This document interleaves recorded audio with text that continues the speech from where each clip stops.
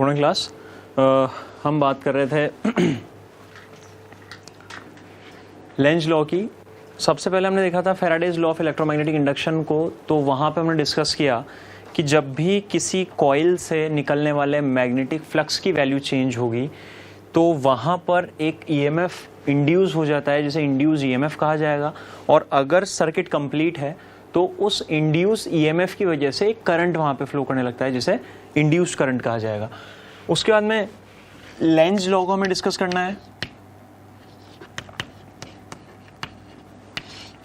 Lenz law क्या होता है? लेंज साइंटिस्ट का नाम है और इसने जो अपना लॉ दिया है वो सिर्फ और सिर्फ इस बात को बताने के लिए है कि जो फैराडे ने कहा है कि इंड्यूस्ड ईएमएफ प्रोड्यूस हो रहा है, जब भी किसी कॉइल से निकलने वाला मैग्नेटिक फ्लक्स चेंज होगा तो वहां पर इंड्यूस्ड ईएमएफ जो जनरेट हुआ है और उसकी वजह से इंड्यूस्ड करंट जो वहां पे प्रोड्यूस हुआ है उसके डायरेक्शन को मैं किस तरीके से निकाल सकता हूं। यानी कि आप बोल सकते हैं कि इंड्यूस्ड ईएमएफ के डायरेक्शन को, या फिर अगर सर्किट कंप्लीट है तो उस फ्लक्स में चेंज आने की वजह से इंड्यूस होने वाले करंट के डायरेक्शन को निकालने के लिए लेंज लॉ को काम में लिया जाता है। तो लेंज ने कहा कि जब भी इंड्यूस्ड ईएमएफ प्रोड्यूस होगा, जब भी किसी कंडक्टर से या जब भी किसी कॉइल से निकलने वाले फ्लक्स में चेंज आएगा तो ईएमएफ इंड्यूस होता है। उस ईएमएफ इंड्यूस्ड का डायरेक्शन निकालना है आपको। डायरेक्शन ऑफ इंड्यूस्ड ईएमएफ या आप इंड्यूस्ड करंट भी बोल सकते हैं कि ईएमएफ पता लग जाएगा तो करंट हम ऑलरेडी पता लगा सकते हैं डायरेक्शन करंट का। इसके लिए लेंज लॉ काम में लिया जाएगा। तो लेंज बोलता है कि हमेशा इंड्यूस्ड करंट का डायरेक्शन या इंड्यूस्ड ईएमएफ का डायरेक्शन इस तरीके से होगा कि वो अपने कॉज का अपोज कर सके। बस यही स्टार लाइन है जो आपको ध्यान रखनी है।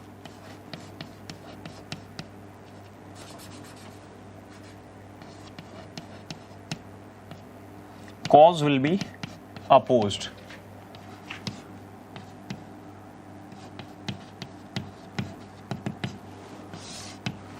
अब करंट का डायरेक्शन निकालने के लिए, इंड्यूस्ड ईएमएफ का डायरेक्शन निकालने के लिए जो टास्क हमारे पास बचता है वो ये कि आप ये पता लगाएं कि इंड्यूस्ड ईएमएफ जनरेट होने का रीजन क्या रहा, कारण क्या था।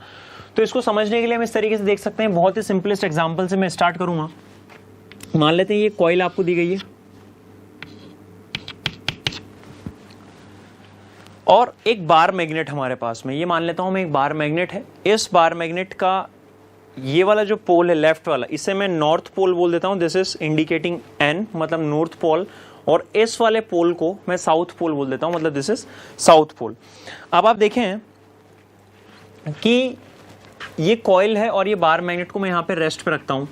हमें पता है कि जब भी कॉइल और बार मैग्नेट के बीच में रिलेटिव मोशन नहीं होगा, मतलब कॉइल भी रेस्ट पर है और बार मैग्नेट भी यहां पर रेस्ट पर है, तो इस केस में कोई इंड्यूस्ड ईएमएफ प्रोड्यूस नहीं होता है। अगर आपको इंड्यूस्ड ईएमएफ प्रोड्यूस करना है तो आपको करना क्या होगा, आप इस बार मैग्नेट को इस कॉइल के रिस्पेक्ट में मूव कराइए। दो तरीके हो सकते हैं। हम चाहें तो बार मैग्नेट को रेस्ट पे रख सकते हैं और कॉइल को इसकी तरफ या इससे दूर की तरफ मूव करवा सकते हैं, या फिर जो दूसरा तरीका हो सकता है वो ये कि आप कॉइल को रेस्ट पे रख दीजिए और बार मैग्नेट को इसके रेस्पेक्ट में आप मूव कराई दीजिए। अब अगर मैं इसको इसके पास या दूर लेके जाऊंगा तो आप देखते हैं कि इसके अंदर इंड्यूस्ड करंट फ्लो हो जाता है। इंड्यूस्ड करंट फ्लो हुआ, इसका प्रूफ हमको कहां से मिलेगा? हम इसमें क्या कर सकते हैं, नीचे की तरफ एक गैल्वेनोमीटर कनेक्ट कर दीजिए।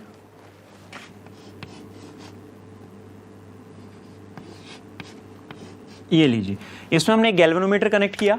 अब आप जब इस बार मैग्नेट को इस कॉइल के पास या दूर लेकर जाते हैं तो हम देखते हैं कि इस गैल्वेनोमीटर में डिफ्लेक्शन आने लगेगा। गैल्वेनोमीटर में डिफ्लेक्शन आना इस बात को इंडिकेट करता है कि कॉइल और बार मैग्नेट के बीच में रिलेटिव मोशन होने की वजह से वहां पर एक इंड्यूस्ड ईएमएफ प्रोड्यूस हुआ होगा और उस इंड्यूस्ड ईएमएफ की वजह से ही करंट फ्लो करेगा। ये देखा गया एक्सपेरिमेंटली कि जब मैं ये एन पोल, इधर देखिएगा, ये एन पोल को जब मैं पास लेकर जाता हूं तो गैल्वेनोमीटर में डिफ्लेक्शन जिस किसी भी डायरेक्शन में आ रहा है, और जब हम इस नॉर्थ पोल को इस कॉइल से दूर की तरफ ले जाते हैं तब गैल्वेनोमीटर में डिफ्लेक्शन जिस डायरेक्शन में आ रहा है वो दोनों ही डायरेक्शन एक दूसरे से अपोजिट हैं। कहने का मतलब गैल्वेनोमीटर में डिफरेंट डायरेक्शन में गैल्वेनोमीटर का जो है इंडिकेशन करना इस बात का प्रूफ है कि जब आप नॉर्थ पोल को कॉइल के पास लेकर जाते हैं और जब आप उसी नॉर्थ पोल को कॉइल से दूर लेकर आते हैं तो यहां पर जो करंट फ्लो हो रहा होगा उसका डायरेक्शन अलग अलग रहा होगा, क्योंकि करंट जब डिफरेंट डायरेक्शन में फ्लो करेगा तब ही गैल्वेनोमीटर में जो डिफ्लेक्शन आ रहा है वो अलग अलग डायरेक्शन में आ सकता है। तो यहां तक की जो कहानी थी वो तो ऑलरेडी बता चुका था, कौन? Faraday's law of electromagnetic induction. अब लेंज ने क्या किया है, लेंज को हम क्यों डिस्कस कर रहे हैं? तो लेंज ने इस करंट का जो इंड्यूस्ड ईएमएफ यहाँ पे प्रोड्यूस हो रहा है, जो इंड्यूस यहाँ पे करंट हो रहा है, उसके डायरेक्शन को बताने के लिए एक रूल दिया, and the Lenz law is cause will be opposed. अब देखते हैं, थोड़ा सा डेप्थ में चलते हैं कि जब मैं इस नॉर्थ पोल को इस कॉइल के पास लेकर जाता हूं तो इंड्यूस्ड ईएमएफ प्रोड्यूस होने का कारण क्या रहा होगा? इंड्यूस्ड ईएमएफ प्रोड्यूस होने का कारण था इस बार मैग्नेट के नॉर्थ पोल का इस कॉइल के पास आना। ध्यान से सुनिएगा कि नॉर्थ पोल जो है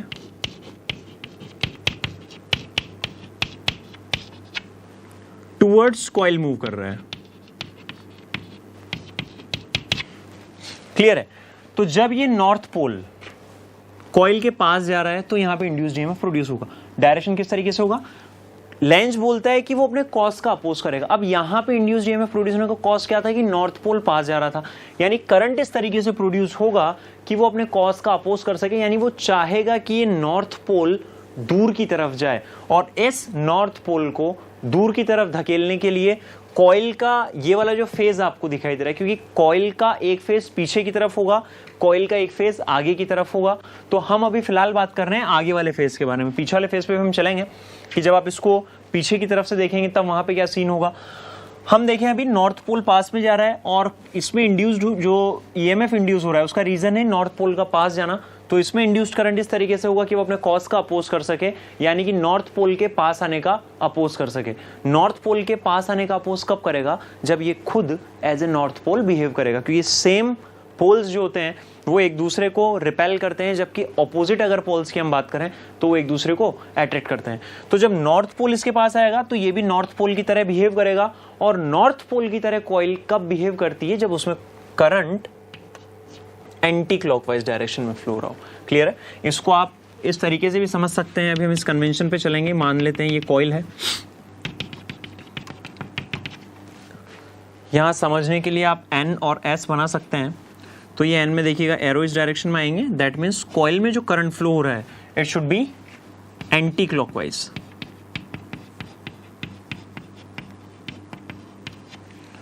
जबकि साउथ पोल की अगर हम बात करें तो आप देख सकते हैं कि साउथ बनने के लिए current should be flow in clockwise direction.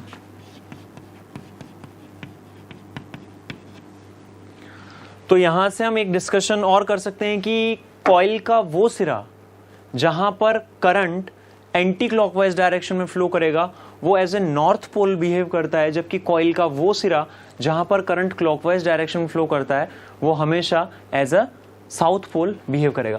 वापस से प्रॉब्लम के ऊपर चलते हैं, जो हमारी प्रॉब्लम है जिसको हम डिस्कस कर रहे हैं।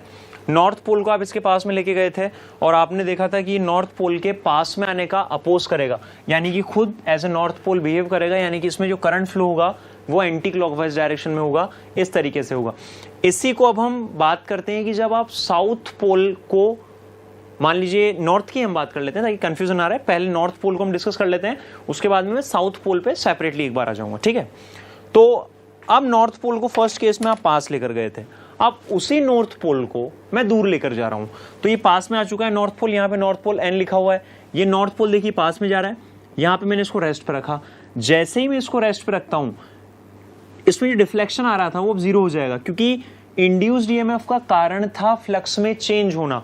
अगर आप इसको रेस्ट पे ले आते हैं तो फ्लक्स तो पास होगा लेकिन फ्लक्स में चेंज नहीं होगा, और अगर फ्लक्स में चेंज नहीं हो रहा है दैट मींस वहां पे कोई इंड्यूस्ड ईएमएफ प्रोड्यूस नहीं होगा। क्योंकि जब हम फेराडे की बात करते हैं, क्योंकि बिना फेराडे लॉ के लेंज लॉ की कोई इंपॉर्टेंस नहीं है, तो एक बार फेराडे लॉ को हम रिवाइंड कर देते हैं। फेराडेज लॉ,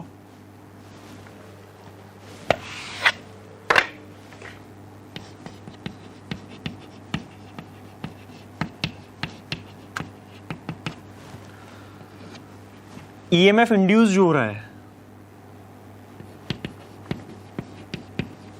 इंड्यूस्ड ईएमएफ के फॉर्मूले की अगर हम बात करें, it was d∅dt according to Faraday, यानी कि rate of change of flux के बराबर होगा. दिस इज कॉल्ड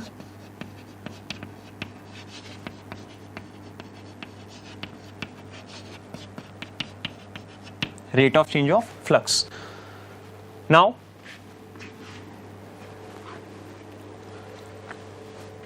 अब इस एन पोल को मैं दूर लेकर आ रहा हूं. इस एन पोल को जब आप दूर लेकर आएंगे तो हम देखते हैं गैल्वेनोमीटर में जो करंट का डायरेक्शन है वो रिवर्स हो जाता है. रिवर्स होने का पता आपको कैसे लगेगा कि जो इनिशियल डिफ्लेक्शन था गैल्वेनोमीटर में वो जस्ट अपोजिट हो जाएगा. अगर गैल्वेनोमीटर इनिशियली इस डायरेक्शन में डिफ्लेक्टेड था तो अब वो इस डायरेक्शन में डिफ्लेक्ट हो जाएगा, बिल्कुल अपोजिट डायरेक्शन में डिफ्लेक्ट हो जाएगा. नाउ एन पोल दूर जा रहा है, फ्लक्स चेंज हो रहा है, ईएमएफ इंड्यूस होगा, लेकिन किधर, डायरेक्शन क्या होगा. तो नॉर्थ पोल अगर दूर जा रहा है तो अब ईएमएफ इंड्यूस होने का कारण है नॉर्थ पोल का दूर जाना. और लेंज बोलता है कि हमेशा अपने कॉज का अपोज करेगा. नॉर्थ पोल के दूर जाने का अपोज कब कर सकती है कॉइल, जब वो खुद as a south pole behave करे, क्योंकि दो अपोजिट जो पोल्स होते हैं वो एक दूसरे को अट्रैक्ट करते हैं. तो साउथ पोल की तरह अगर आपको बिहेव कराना है, that means current must be flow in clockwise direction. तो करंट अब अगर क्लॉकवाइज डायरेक्शन में फ्लो करेगा तो ये साउथ पोल की तरह बिहेव करने लगेगा. यानी कि आपने देखा कि जब नॉर्थ पोल पास जा रहा था तो कॉइल का ये वाला सिरा as a south pole behave कर रहा था. अब जब नॉर्थ पोल को आप दूर लेकर जा रहे हैं तो कॉइल का ये वाला सिरा as a south pole behave करेगा.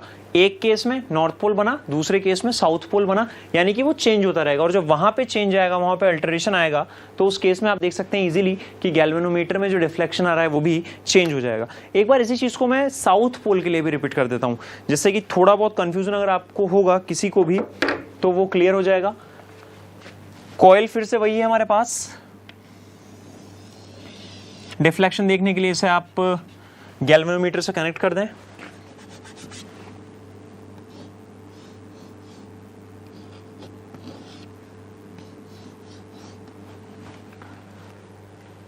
अब इसके लिए मैं साउथ पोल की बात करूंगा. तो यहां पर हमारे पास साउथ पोल है. इस साउथ पोल को मैं लेट से पास लेकर जाता हूं. जब आप साउथ पोल को पास में लेकर आ रहे हैं तब हुआ क्या है,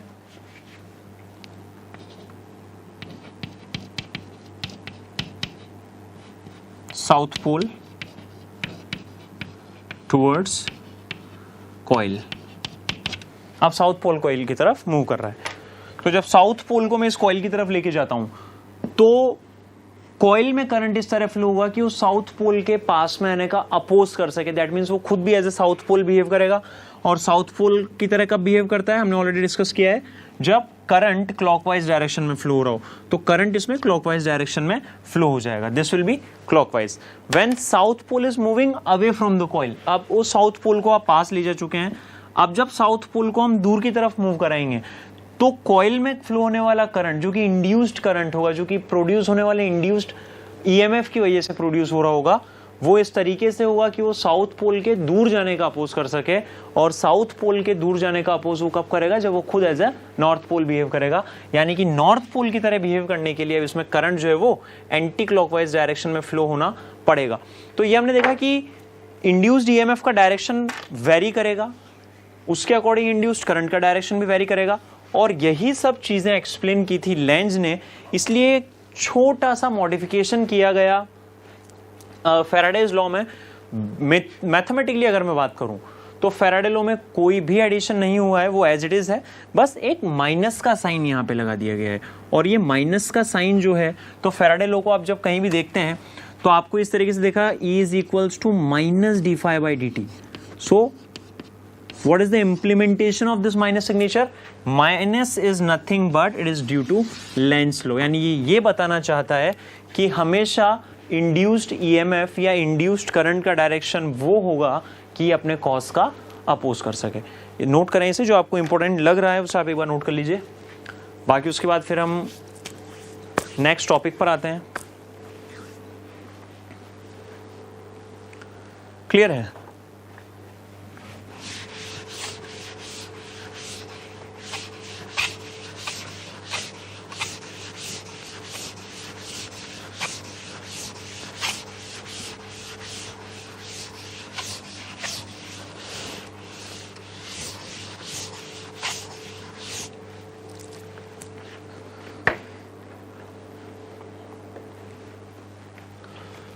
induced EMF in some frequently used cases.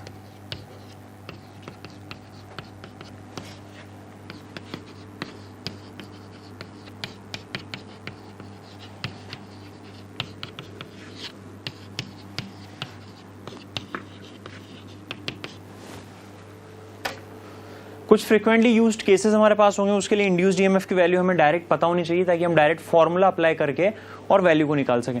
Derivation इनका मैं ऑलरेडी करा चुका हूं, कुछ पार्ट्स का डेरिवेशन हम ऑलरेडी कर चुके हैं, कुछ पार्ट्स का डेरिवेशन आगे आने वाले टाइम में हम लोग कर लेंगे। तो इन्हें कुछ फॉर्मूले हैं, आप लिख लीजिए। कंडीशंस क्या क्या उन्हें भी समझते चलिएगा। मान लीजिए मैग्नेटिक फील्ड है जो कि यूनिफॉर्म मैग्नेटिक फील्ड है perpendicular to the plane of the board. इस तरीके से मैग्नेटिक फील्ड आपको दिया गया है। यहां पर एक L लेंथ की रॉड है जो कि V वेलोसिटी से मैग्नेटिक फील्ड के परपेंडिकुलर डायरेक्शन में मूव कर रही है। मैग्नेटिक फील्ड है यूनिफॉर्म मैग्नेटिक फील्ड जिसका डायरेक्शन क्रॉस से हमने बताया है, that means vertically invert direction को ये इंडिकेट कर रहा है।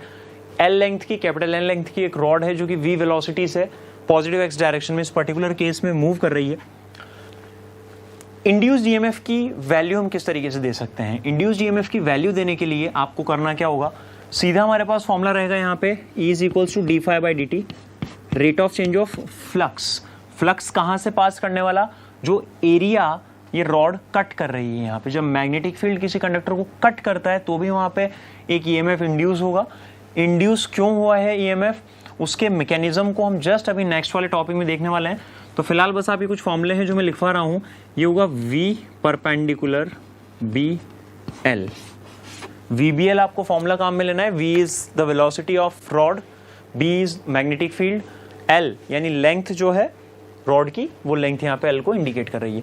दूसरा केस यहाँ पे जो फ्रीक्वेंटली काम में आएगा, इट इज रोटेशनल मोशन होगा, यानी कि ये मैग्नेटिक फील्ड मैंने फिर से परपेंडिकुलर इनवर्ट डायरेक्शन में मैग्नेटिक फील्ड है, uniform magnetic field negative z direction को इंडिकेट कर रहा है।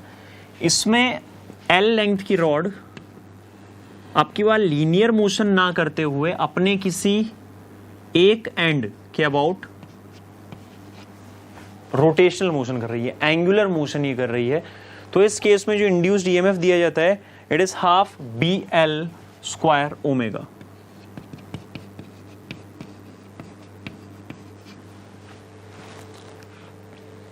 क्लियर है? तो यहाँ पे दो केसेस आपने देखे जिसके लिए इंड्यूस्ड ईएमएफ हमें डायरेक्ट इनकी वैल्यू आपको पता होनी चाहिए। तीसरा केस एक और जो हमने डिस्क के लिए कैलकुलेट किया था कि एक डिस्क को जब आप उसके डायमीटर के अबाउट रोटेट करते हैं, डिस्क होगी उसे जब आप डायमीटर के अबाउट रोटेट करेंगे, मैग्नेटिक फील्ड आपकी बार इस तरीके से है XY प्लेन में,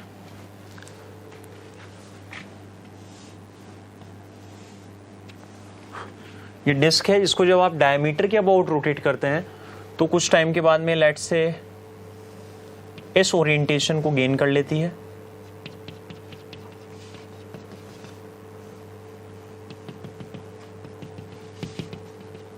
क्लियर है? लेट्स से थीटा एंगल पे रोटेट हो चुकी है। ये इसकी इनिशियल पोजीशन थी और ये इसकी फाइनल पोजीशन है। ये मान लेते हैं t इज इक्वल टू 0 पे, this is the time t is equals to t time पर। तो इस केस में जो ईएमएफ दिया जाता है, it is SB omega sine omega t।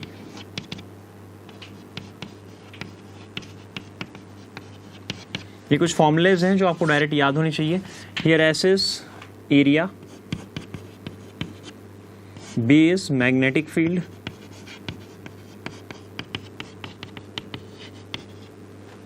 Omega is angular velocity,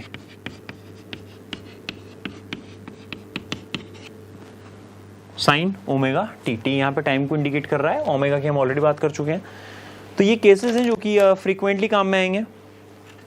अब मोशनल ईएमएफ, यानी कि जब भी किसी रॉड को हमने मैग्नेटिक फील्ड में इस तरीके से मूव कराया तो ईएमएफ इसमें इंड्यूस्ड हुआ। ये हम ऑलरेडी डिस्कस कर चुके हैं कि जो एरिया होगा, एरिया जो कट कर रहा है रॉड, इस मैग्नेटिक फील्ड में जो एरिया कट कर रही है उसमें से पास होने वाला फ्लक्स क्योंकि चेंज हो रहा है, तो इस वजह से इस रॉड में एक ईएमएफ इंड्यूस हो जाएगा। उस ईएमएफ इंड्यूस्ड होने की वजह से अगर सर्किट कंप्लीट है, मान लीजिए आप इसको एक वायर से कनेक्ट कर देते हैं, अगर सर्किट कंप्लीट है तो एक करंट वहां पे फ्लो करने लग जाएगा जिसे इंड्यूस्ड करंट बोला जाएगा। उस करंट का डायरेक्शन में कैसे निकाल सकता हूं, उस इंड्यूस होने वाले ईएमएफ का डायरेक्शन में कैसे निकाल सकता हूं, किस तरफ प्लस आएगा किस तरफ माइनस आएगा, उसकी पूरी मैकेनिज्म को हम एक बार समझ लेते हैं।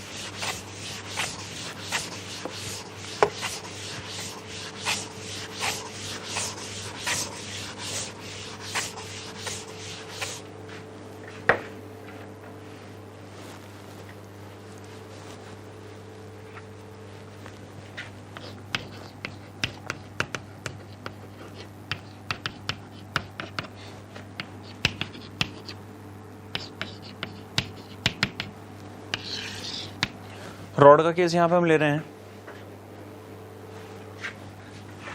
Uniform magnetic field B, negative Z direction में, मतलब वर्टिकली इनवर्ट डायरेक्शन में एक हमें दिया गया है। यहां पे एक रॉड हम मान लेते हैं एल लेंथ की रॉड, कंडक्टिंग रॉड होगी ये, जो कि लेट से v वेलोसिटी से आगे की तरफ से आप मूव करा रहे हैं। अब कंडक्टिंग रॉड है यानी इसके अंदर फ्री चार्ज अवेलेबल रहेंगे, फ्री चार्जेस यहाँ पे अवेलेबल हैं। तो हमें पता है कि जब भी फ्री चार्ज, जब भी एक चार्ज मैग्नेटिक फील्ड में मूव करता है तो उसके ऊपर एक फोर्स लगता है। उस फोर्स को दिया जाता है F is equals to Q V vector cross B vector.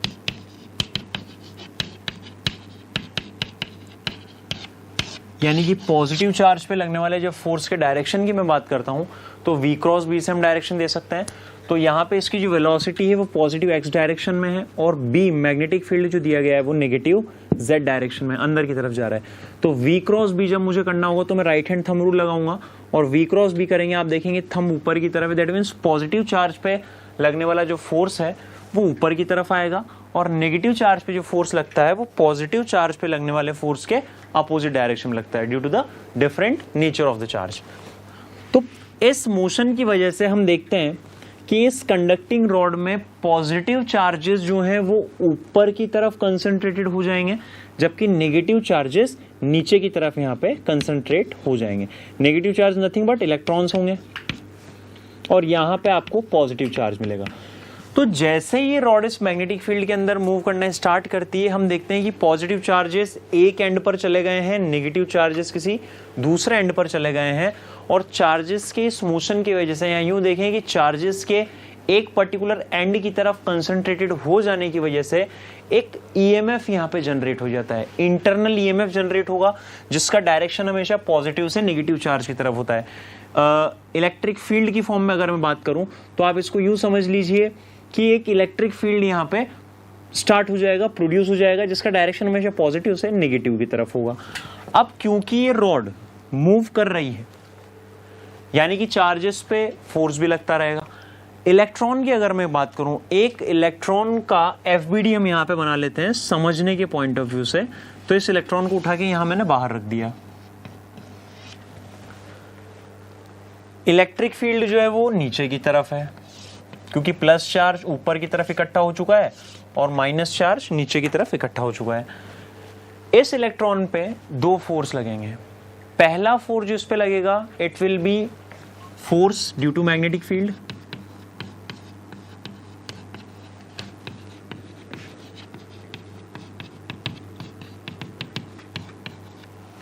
दूसरा जो फोर्स लगेगा force due to electric field.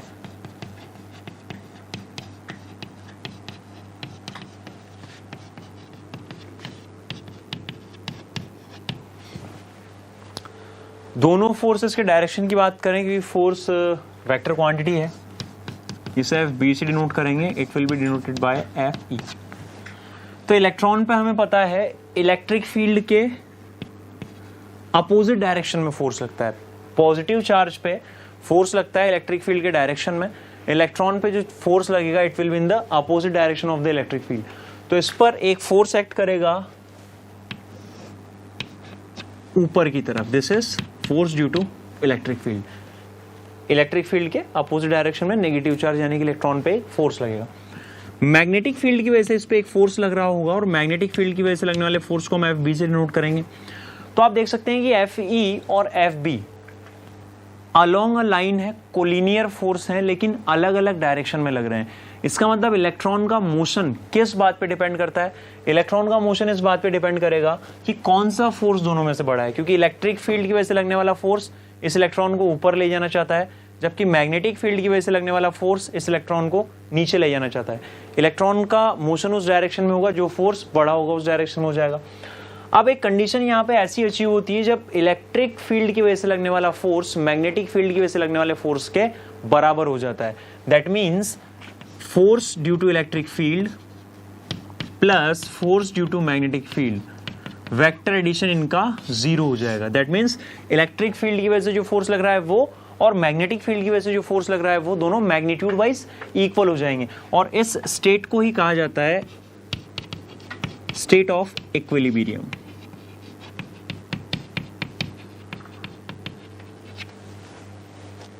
Clear है? तो यहां से हम इस इक्वेशन को लिख सकते हैं माइनस FB वेक्टर। तो आप देखें इलेक्ट्रिक फील्ड की वजह से लगने वाला फोर्स ये दिया जाता है E वेक्टर, और माइनस FB वेक्टर होगा minus E V vector cross B vector. Cancel होगा यहां से 4 से चार्ज, तो E vector will be equals to minus of V vector cross B vector. ऐसा कब होगा, यानी कि इक्विलिब्रियम की स्टेट कब हमें अचीव हुई? जब electric field is equals to निकल के आया माइनस ऑफ यानी negative of V vector cross B vector के बराबर ही निकल के आया। यहां से अब हम क्या लिख सकते हैं? देखिए, अगर मैं मैग्नीट्यूड की सिर्फ बात करूं,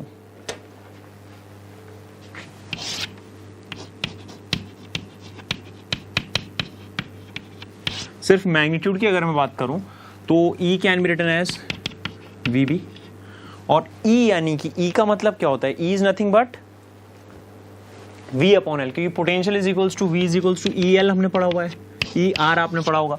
तो E की जगह लिख सकते हैं V upon L is equals to VB। तो यहां से V, कैपिटल V, इनमें थोड़ा सा डिफरेंस समझते हुए चलिएगा। Capital V is denoting potential, confuse ना हो, और स्मॉल v जो है इट इज वेलोसिटी। तो v is equals to VBL। ये वही फॉर्मूला है जो अभी कुछ देर पहले, इसके जस्ट पिछले बारे जब हमने फ्रीक्वेंटली यूज्ड केसेस पढ़े थे, 3 हमने केस लिए थे, वहां पे जो फॉर्मूला निकल के आया था इंड्यूस्ड EMF का, वो यही था VBL, यानी कि velocity multiply by magnetic field multiply by length of the conducting rod. तो यहां से आप पोटेंशियल कितना है, EMF कितना जनरेट हुआ है, उस वैल्यू को भी यहां से हम निकाल सकते हैं। क्लियर? इसी को एक दूसरे तरीके से भी आप समझ सकते हैं, इसका अगर आपको प्रूफ देखना हो,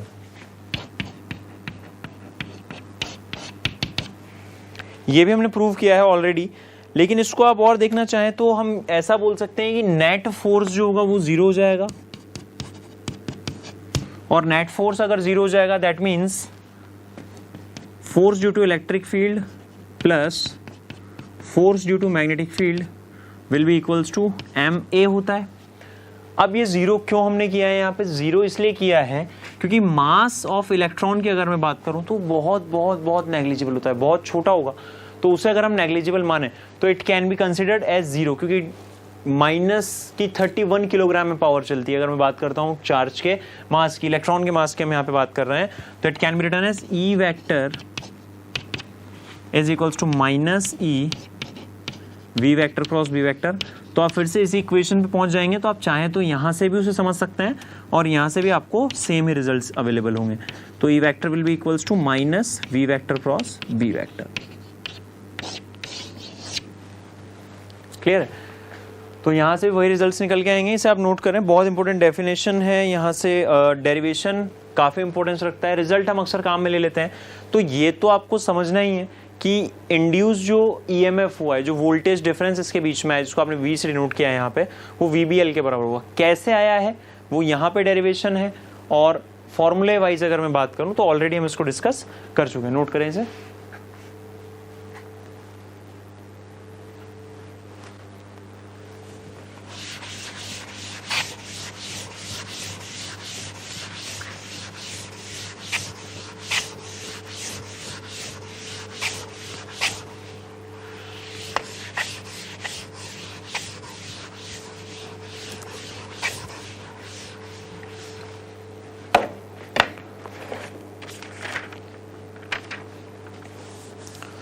उसके बाद में फिर से हम कुछ क्वेश्चंस को देखें, कुछ अच्छे क्वेश्चंस जो आईआईटीज़ में आए हुए क्वेश्चन हैं और थ्योरेटिकल पॉइंट ऑफ व्यू से थोड़ा सा ज़्यादा ध्यान से देखें, क्योंकि कैलकुलेशन पोर्शन इतना ज़्यादा होने नहीं वाला है यहाँ पे।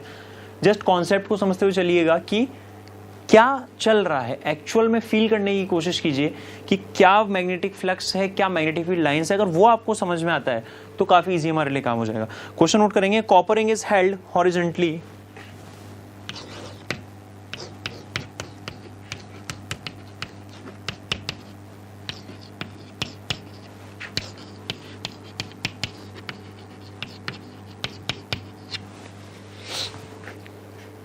and a bar magnet is dropped through the ring.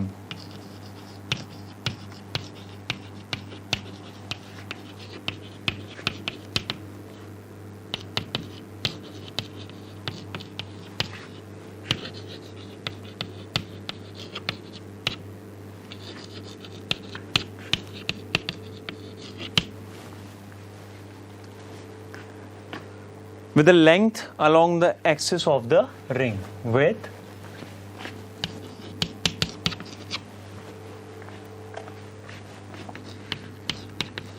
its length along the axis of the ring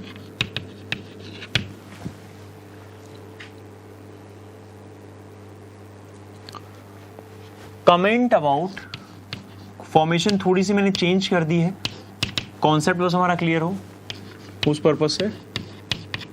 the acceleration of the rod,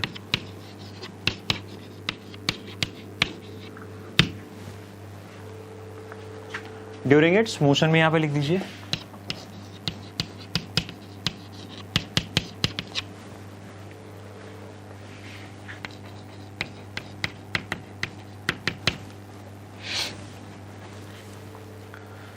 तो यहां हमसे बोला गया है कि एक कॉपर रिंग यहां पे इस चीज को इंडिकेट कर रहा है, this is a conducting ring. Clear है? एक कॉपर रिंग हमें दी गई है और एक बार मैग्नेट को यहां से ड्रॉप किया जाता है। बार मैग्नेट को किस तरीके से ड्रॉप किया उसके बारे में आपके पास कोई इन्फॉर्मेशन नहीं है, तो आप चाहें वैसे इसे मान सकते हैं। तो मैं ये मान लेता हूं कि नॉर्थ पोल इसका नीचे की तरफ रहा होगा और साउथ पोल इसका ऊपर की तरफ रहा होगा। अब जैसे ही आप इसे यहां पे ड्रॉप करते हैं, इस बार मैग्नेट के एक्सेलरेशन के बारे में आपको कमेंट करना है। एक्सेलरेशन इसका कितना होगा, कम होगा, ज्यादा होगा, जी के बराबर होगा, जी से कम होगा। बेसिकली जी से इसको कंपेयर करना है जो आपको दिया हुआ है, compare with g, that is gravitational acceleration.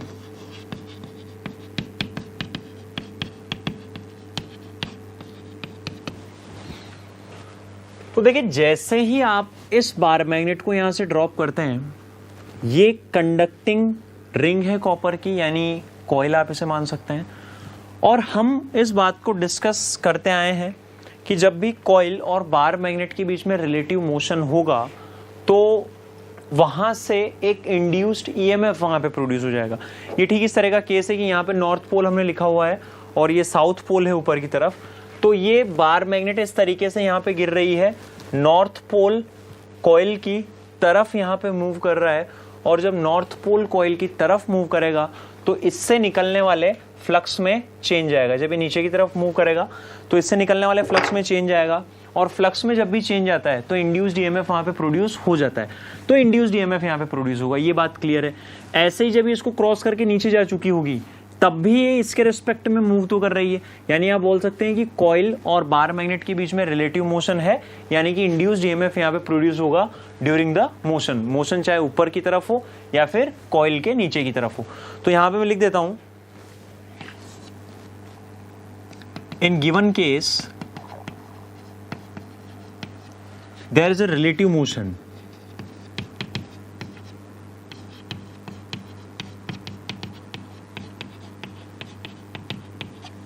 between coil and bar magnet, so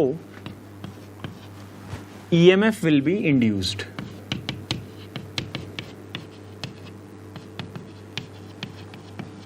तो ये हमने रीजनिंग दे दी है कि ईएमएफ यहाँ पे इंड्यूस होगा या नहीं होगा। तो ईएमएफ तो आप देख सकते हैं कि पूरे मोशन के दौरान यहाँ पे इंड्यूस होगा, क्योंकि बार मैग्नेट और कॉइल के बीच में मोशन कभी भी रुका नहीं है, रिलेटिव मोशन वहां पे हमेशा बना हुआ है।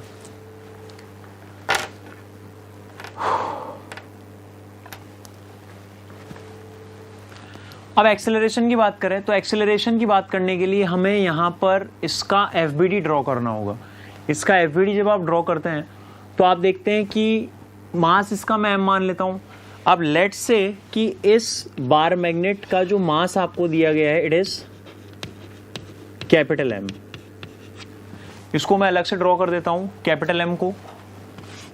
ये बार मैग्नेट आपको दी गई है, ये इसका साउथ पोल है, ये इसका नॉर्थ पोल है, मास इसका M, सेंटर ऑफ मास पे कंसंट्रेटेड हम मान सकते हैं।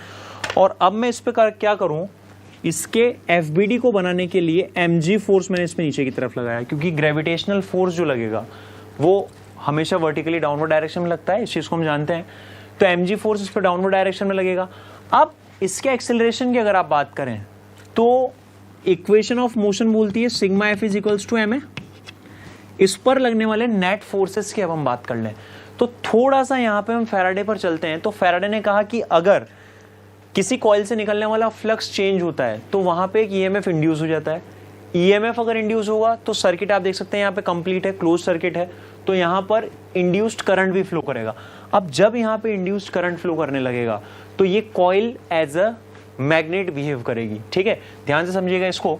एक कॉइल यहाँ पे रखी हुई है, नॉर्थ पोल इसकी तरफ मूव कर रहा है, नॉर्थ पोल अगर इसकी तरफ जा रहा है तो इस कॉइल से निकलने वाला फ्लक्स चेंज हो रहा है। करंट इसमें किस तरीके से फ्लो करेगा, आज जो बिल्कुल क्लास के स्टार्टिंग में हमने डिस्कस किया था कि नॉर्थ पोल अगर पास आना इंड्यूस्ड ईएमएफ प्रोड्यूस होने का रीजन है, उसका कॉज है, तो वो अपने कॉज का हमेशा अपोज करेगा।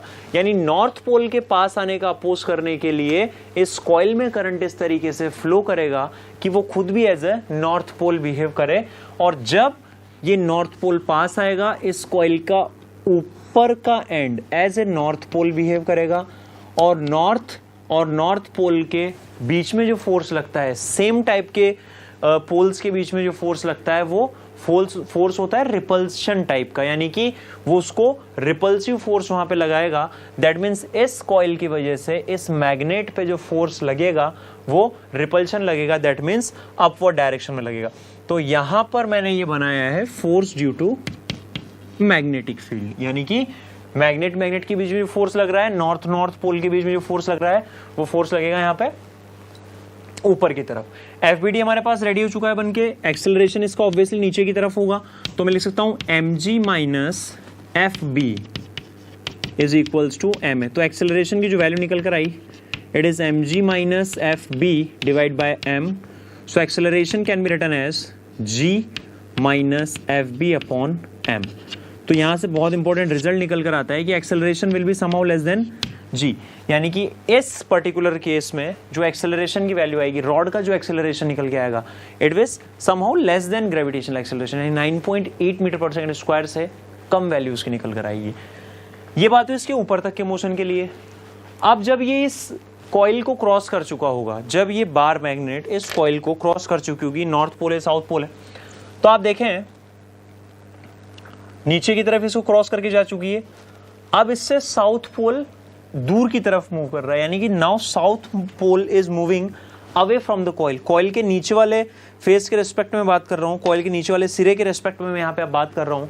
तो जब इसको क्रॉस करके जा चुकी होगी, यानी कि ये कंडीशन हमारे पास बन चुकी है, कॉइल यहीं पर रहेगी, बार मैग्नेट अब नीचे की तरफ है। ये इसका साउथ पोल, ये इसका नॉर्थ पोल, मोशन इसका नीचे की तरफ है, वेलोसिटी इसकी नीचे की तरफ है। दैट मीन्स अब भी इस कॉइल से निकलने वाला फ्लक्स चेंज हो रहा होगा, अब भी इस कॉइल में इंड्यूस्ड ईएमएफ प्रोड्यूस होगा। कॉइल क्योंकि यहाँ पे कंप्लीट है, पूरी की पूरी कॉइल है, इसका मतलब करंट यहाँ पे फ्लो करेगा। अब इसमें इंड्यूस होने वाला करंट का डायरेक्शन इस तरीके से होगा कि वो साउथ पोल के दूर जाने का अपोज कर सके, क्योंकि अब जो ईएमएफ यहाँ पे इंड्यूस हो रहा है उसका कॉज क्या है, साउथ पोल का दूर जाना। इसमें से फ्लक्स जो चेंज हो रहा है उसका कॉज क्या है, साउथ पोल का दूर जाना। साउथ पोल अगर दूर जा रहा है तो एक कॉइल में करंट इस तरीके से फ्लो होगा कि ये कोशिश करे कि साउथ पोल दूर ना जाए, और साउथ पोल को दूर जाने से रोकने के लिए इस कॉइल का निचला सिरा आपकी बार में as a north pole behave करेगा, क्योंकि साउथ और नॉर्थ के बीच में क्या होगा, अट्रैक्शन होगा। डिफरेंट पोल्स के बीच में अट्रैक्शन होता है, सेम पोल्स के बीच में रिपल्शन होता है।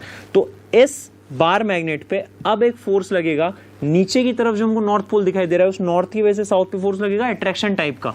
अब की बार नीचे वाला एज ए नॉर्थ बिहेव करेगा, तो हम नॉर्थ और साउथ के बीच में फोर्स लगेगा अट्रैक्शन टाइप का। दैट मीन्स अब अगर आप इसका एफबीडी बनाए तो मास, सेंटर ऑफ मास इसका mg फोर्स नीचे की तरफ लगेगा, और मैग्नेटिक फील्ड की वजह से लगने वाला फोर्स अब भी नीचे की तरफ लग रहा है। That means sigma F is equals to M A, अगर हम बात करें तो mg minus F B is equals to, फिर से इक्वेशन सेम बनेगी, A will be equals to G minus FB upon M। तो आप देख सकते हैं दो अलग अलग केसेस में हमने एक्सेलरेशन की वैल्यू कैलकुलेट की, और दोनों ही केसेस में जो एक्सेलरेशन निकल के आता है it is less than gravitational acceleration. यानी कि जब भी आप एक कॉइल में से ऊपर से बार मैग्नेट को इस तरीके से ड्रॉप कर देते हैं, उसकी एक्सिस के अलॉन्ग लेंथ होनी चाहिए बार मैग्नेट की, तो इस केस में एक्सेलरेशन जो होगा बार मैग्नेट का नीचे की तरफ, वो हमेशा ग्रेविटेशनल एक्सेलरेशन से कम आएगा। नोट करें इसे।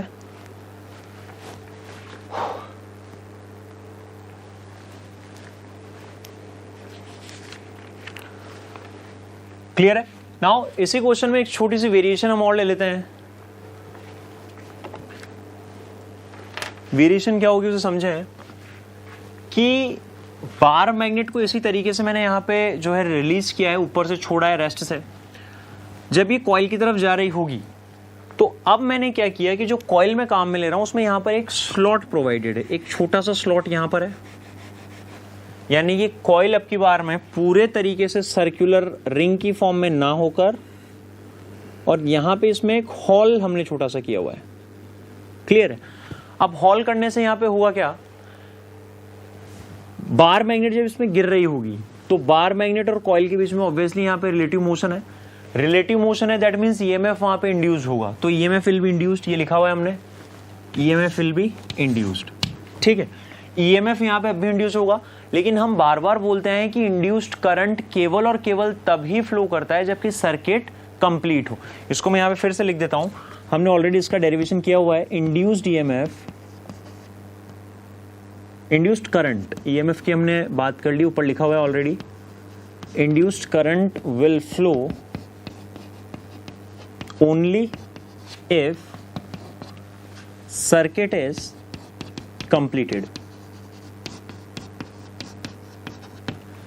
तो आप देख सकते हैं यहां पे सर्किट कंप्लीट नहीं है, तो सर्किट अगर कंप्लीट नहीं है तो इस केस में इंड्यूस्ड करंट फ्लो नहीं करेगा।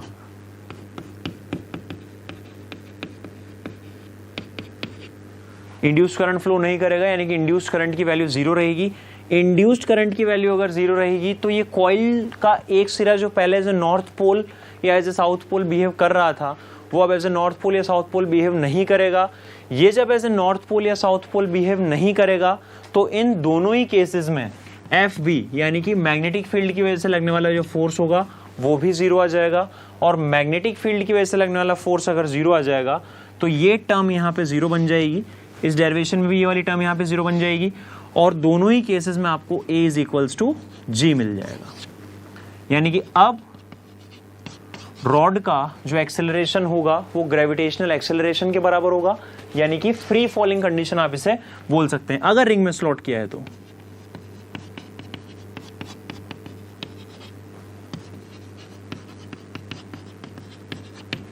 क्लियर है? नोट करें इसे।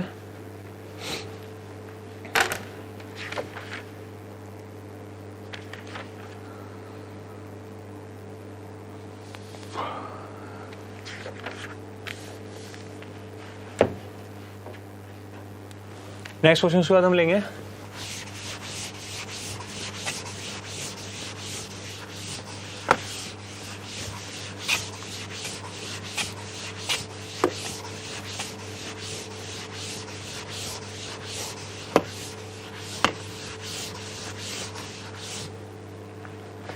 क्वेश्चन, पहले नोट करें। A long current carrying wire carries current I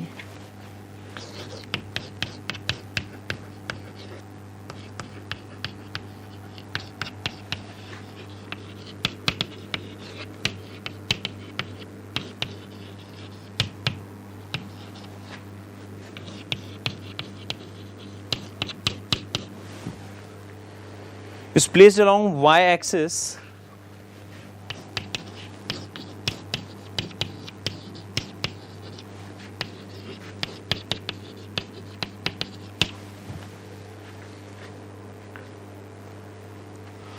a rod of length capital L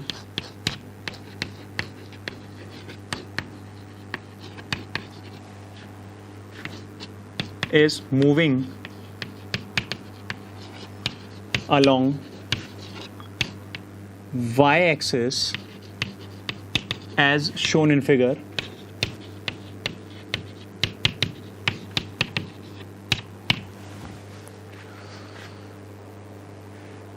Calculate motional EMF developed across the end of wires.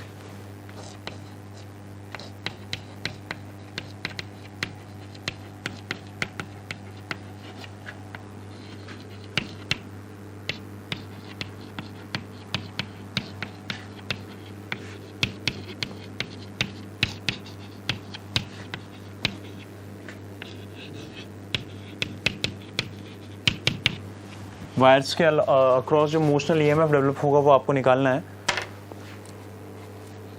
End of rod यहां पे कर लीजिए. मोशनल ईएमएफ जो होगा वो रॉड में यहां पे डेवलप होगा. डायग्राम यहां पे आपको दिया हुआ है, उसे एक बार देख लें. एक लॉन्ग करंट कैरिंग वायर है जिसमें कि आई एम्पियर करंट यहां पे फ्लो कर रहा है. कैपिटल आई आपको दिया हुआ है. एक रॉड यहां पे इस तरीके से एल लेंथ की रॉड है जिसका डिस्टेंस ये आपको ए दिया गया है, स्मॉल ए, ये गिवन है, और ये वी वेलोसिटी से आगे की तरफ जा रही है. तो सबसे पहले हम ये देखें कि किसी रॉड में मोशनल ईएमएफ जनरेट कब होगा. जब वो मैग्नेटिक फील्ड को कट करेगी, मैग्नेटिक फ्लक्स को कट करेगी. तो यहाँ पे ऐसा हो रहा है या नहीं, उस चीज़ को हम पहले चेक कर लें. तो इधर से मैं स्टार्ट करता हूँ कि देखिए वायर में जब करंट फ्लो कर रहा होगा तो ये अपने चारों तरफ मैग्नेटिक फील्ड यहाँ पे प्रोड्यूस करता है. मैग्नेटिक फील्ड जब ये यहाँ पे प्रोड्यूस करेगा, दैट मीन्स इसके राइटवर्ड डायरेक्शन की अगर मैं बात करूं, क्योंकि रॉड इसके राइट में ही हमेशा मूव करेगी, इसके राइटवर्ड आप डायरेक्शन में देखें तो मैग्नेटिक फील्ड का डायरेक्शन अंदर की तरफ होगा. क्योंकि जब आप राइट हैंड थंब रूल से निकालेंगे तो थंब को हम रखेंगे करंट के डायरेक्शन में, फिंगर्स को आप रोटेट करेंगे तो रोटेटिंग फिंगर्स का डायरेक्शन मैग्नेटिक फील्ड के डायरेक्शन को बताएगा. दैट मीन्स फिंगर्स यहाँ पे अंदर की तरफ जा रही है, मतलब मैग्नेटिक फील्ड भी यहाँ पे अंदर की तरफ आएगा. और मैग्नेटिक फील्ड यहाँ पर है और उसके परपेंडिकुलर डायरेक्शन में जो है एक रॉड यहाँ पे मूव कर रही है. यानी कि इंड्यूस्ड ईएमएफ हम लिख सकते हैं VBL, जो फॉर्मूला हमारे दिमाग में हिट करेगा. सबसे पहले वेलोसिटी यहाँ पे कांस्टेंट है रॉड की, लेंथ कैपिटल L यहाँ पे है ही सही. दिक्कत यहाँ पे है कि मैग्नेटिक फील्ड यहाँ पे कांस्टेंट नहीं होगा. वो फॉर्मूला हम कब लगा सकते हैं, जब मैग्नेटिक फील्ड कांस्टेंट हो through out the given area, through out the given surface. यहाँ पे आप देख सकते हैं कि जैसे जैसे डिस्टेंस बढ़ता जा रहा है वैसे वैसे इस वायर में फ्लो होने वाले करंट की वजह से जो मैग्नेटिक फील्ड यहाँ पे होगा उसकी वैल्यू भी चेंज होती जाएगी. मैग्नेटिक फील्ड जो होगा वो डिक्रीज होता जाएगा, क्योंकि हमें पता है वो इनवर्सली प्रोपोर्शनल टू आर होता है. तो अब इस प्रॉब्लम को कैसे सॉल्व किया जाए, तो प्रॉब्लम को सॉल्व किया जाएगा इंटीग्रेशन के तरीके से. आप छोटा सा एक एलिमेंट माने पहले रॉड में, उस छोटे से स्मॉल एलिमेंट की मोशन की वजह से फ्लो होने वाले करंट में इंड्यूस्ड ईएमएफ की वैल्यू हम फाइंड करेंगे. यानी कि हो क्या रहा है कि ये एल लेंथ की रॉड आपको दी गई है, इसमें एक छोटा सा एलिमेंट में मान लेता हूं. देखें ये एलिमेंट मैंने लिया है यहां से x डिस्टेंस अवे, और इस एलिमेंट की जो लेंथ मैंने ली है दिस इज dx. तो dx एलिमेंट की लेंथ यहां पर है और इस एलिमेंट का डिस्टेंस जो है वायर से वो x है. डिस्टेंस ऑफ लेंथ एलिमेंट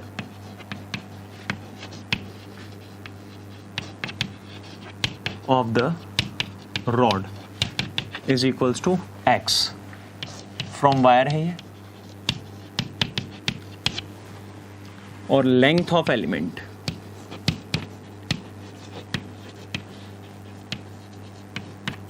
ये dx है. तो सबसे पहले मैं मैग्नेटिक फील्ड की वैल्यू लिख देता हूं. Field due to current carrying wire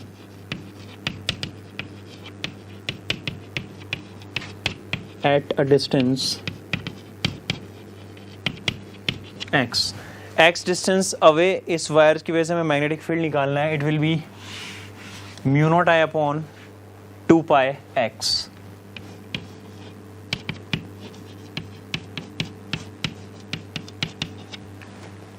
ये इस करंट कैरिंग वायर की वजह से इससे x डिस्टेंस दूर हमने मैग्नेटिक फील्ड की वैल्यू निकाल दी है.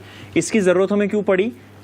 क्योंकि जैसे जैसे लेंथ चेंज होती जाएगी, अलग अलग आप यहाँ पे लेंथ एलिमेंट लेंगे, उस पर मैग्नेटिक फील्ड की वैल्यू अलग अलग होगी. इसलिए डायरेक्ट मैं यहाँ पे फॉर्मूला नहीं लगा सकता हूँ कि इंड्यूस्ड ईएमएफ का फॉर्मूला ईवी बी हमने अप्लाई कर दिया, क्योंकि बी यहाँ पे चेंज हो रहा है. तो बी को as a function of displacement हम पहले कैलकुलेट करेंगे. छोटे छोटे एलिमेंट्स हम यहाँ पे लेंगे, उनकी वजह से प्रोड्यूस होने वाले इंड्यूस्ड ईएमएफ को हम कैलकुलेट करेंगे, और लास्ट में हम सभी को क्या करेंगे, ऐड कर देंगे विद हेल्प ऑफ इंटीग्रेशन से ऐड कर देंगे. तो पूरे के पूरे रॉड की वजह से वहां पे जो ईएमएफ जनरेट हुआ है, इंड्यूस्ड ईएमएफ जनरेट हुआ है, उसकी वैल्यू मुझे पता लग जाएगी. तो अब हम यहाँ पे लिखते हैं induced EMF due to element. एलिमेंट में इंड्यूस्ड ईएमएफ हम निकालें तो डेरिवेटिव की फॉर्म में निकल के आएगा डी ई, इंड्यूस जिसे बोलते हैं. It will B VBL formula होता है मेरे पास, तो वी बी और एल की जगह हुआ डीएक्स. वेलोसिटी इस एलिमेंट की भी वी ही होगी जो हमें दी गई है, mu naught I upon 2 pi x, और dx की जगह dx रहेगा. तो induced EMF in the rod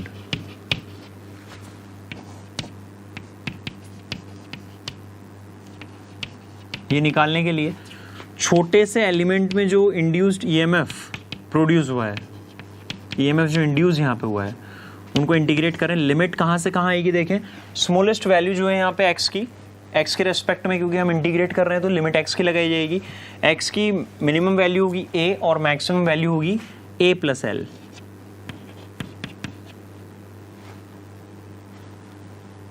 value put करें v mu naught I upon 2 pi x d x. Constant terms को बाहर ले लें तो mu naught I v upon 2 pi integration dx upon x from a to a plus L. Clear है? 1 upon x का integration log x होगा. यहां पे आ गया हम mu naught I upon 2 pi L N X में इसे लिख सकता हूं. लिमिट यहां पे पुट करें, lower limit a, upper limit a plus L, तो mu naught I upon 2 pi L N a plus L minus L N A. Limit हमने पुट की. इसे लॉग की प्रॉपर्टी से हम लिख सकते हैं, हम यहां भी छोड़ दें तो भी आंसर सही होगा. इससे आप लिख सकते हैं एल एन